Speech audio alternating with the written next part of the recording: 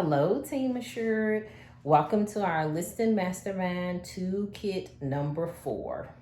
Okay. Today we're going to be talking about farming. You've already picked your area. Now, I would suggest that you do door hangers so that you can knock on the door. Knock, knock, knock. Because it's springtime now. You can get some sun in and some exercise and some business. Okay, but I will suggest that you do it with a partner. Ladies, especially you all. Somebody else, you don't have to. But ladies, we can go take one side of the street and you take the other side. We're going to door knock, and you may possibly get to meet the owners of the house. But if not, you get a chance to lead the door hangers. Great idea. So with farming, the key to farming is that farming is all about your longevity. So if you're going to actually farm, what I recommend that you do is actually make out a plan of action. What are you going to be doing, and over what period of time will you be doing it? This way you can be conscious of your budget, and you can also be conscious of the material that you're sending out. Whenever you're farming, you're going to pick, as Cheryl says, you've already picked your location. But another thing you can think about farming as is that you can pick certain streets. It could be the street that you've already sold a house on, or it can be the street that your buyers are interested in, because that's going to be key. If you have a buyer and they say, oh, I love this street, but you weren't able to get that house, then now you're farming with a particular buyer in mind. And then, of course, if that buyer doesn't get the property, then you can just move on and have it for another buyer. But also you can pick those streets. So some of the things that you can do as far as having your list of plan for farming is, one, as Cheryl said, is if you're going to door knock. Also, let's talk about researching the area. Yes, the CMAs. Now, you're already farming the area, so you know what's sold because you're in that count too.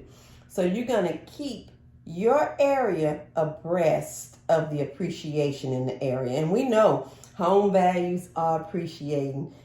Is that yay? Yay for sellers. How about buyers? Okay. Anyway, it is appreciating, and you want to be the knowledge broker, and you can be that by sending out those CMAs. You can send that out once a month.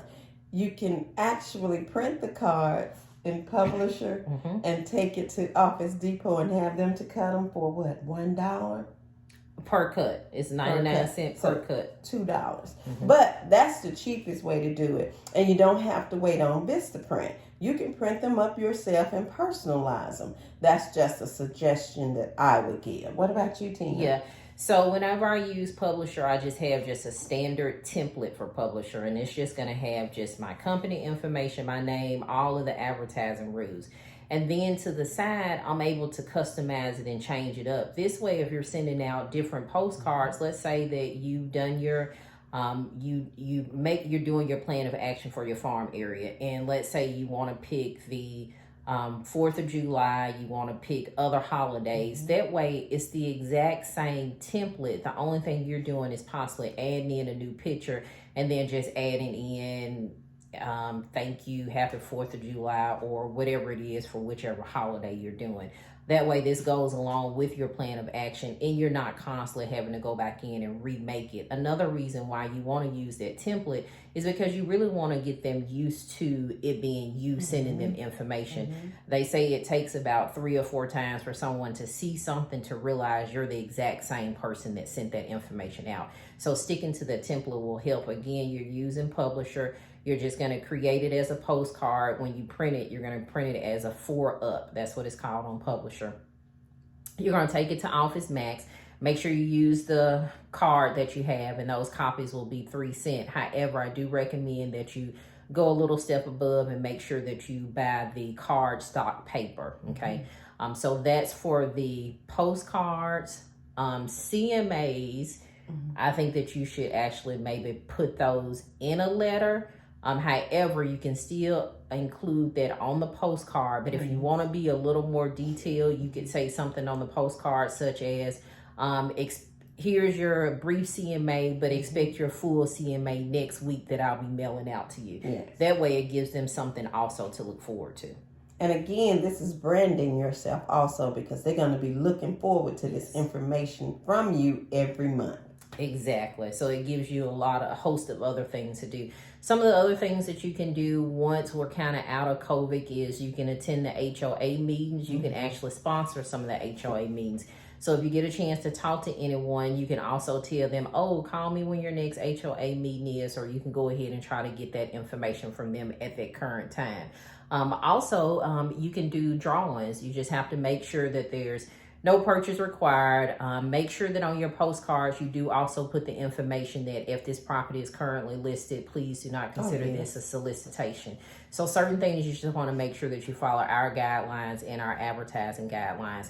So if you're doing a drawing, one of the great things about that is to say on that postcard that you are doing a drawing for the a drawing, and you just need them to text you their name, email address, and their address. That's a good way to capture information. So any postcards you want to do, you always want to have what's called a call to action. If you don't have that call to action, they're just going to look at the postcard, but they have nothing else to do. Right. So a call to action is going to be important. That drawing is really, really great. And again, you can get a lender to sponsor the drawing with you. So those are just creative ways that you can keep money in your pocket but still really focus on working on your listings. Again, farm areas and picking those streets is all about having a plan of action and longevity. And you're building your sphere of influence. I have to throw everything in that we've been coaching on. Exactly. I definitely agree with that. Okay, so that's on farming. If you have another questions, just see Cheryl and myself, and we'll be more than happy to go over farming with you. So let's get to work, get those listings. All right, team assured. Right.